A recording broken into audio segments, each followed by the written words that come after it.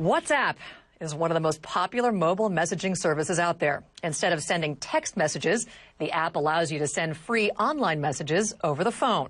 But the service could soon run into a little bit of trouble in Saudi Arabia. There are reports the government there is threatening to block the service.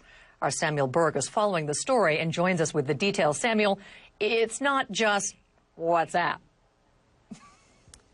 In fact, they've already blocked another messaging application in Saudi Arabia. But now the head of the Saudi Communications Commission has told the publication Arab News that they're in communications with WhatsApp, this application, and they're trying to get them to cooperate and comply with the Saudi telecom providers. Now, basically what he said in this interview is they want them to establish local servers so that they can monitor user activity. And he says they have until Ramadan to do that, which is in just a couple weeks here now, Felicia. Now, WhatsApp isn't commenting, but I spoke to the CEO of the application Viber, which gives its users free phone calls. His application is already blocked, and the CEO told me that he wasn't even contacted by the Saudi government. He was contacted by two telecommunications companies inside Saudi Arabia. To him, it sounded like they either wanted to block or listen into the phone calls of the users inside Saudi Arabia. And he says he has 10 million users in Saudi Arabia, and rather than comply with that,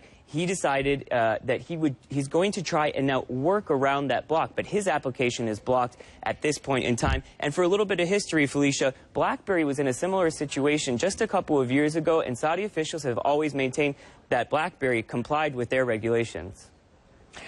You know, that's an amazing number. I mean, 10 million users, that's a huge user base to have been lost. How do they get around something like this? Do they have any wiggle room?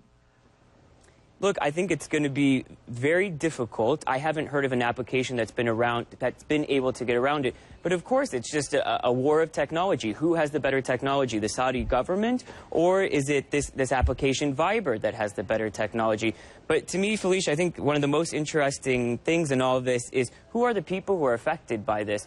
Because it's not just young people using these applications. It's also businessmen in Saudi Arabia using these applications, also immigrants. You know, there's a huge foreign labor workforce in Saudi Arabia, and those people really take advantage of these services because it allows for free text messages back home. It really helps international users, free phone calls. So they're the people who are going to be suffering if they can't use these free messaging apps, Felicia. Well, and Samuel, you've promised to help me sign up to WhatsApp because I have some friends in Angola that I'm supposed to be apping with.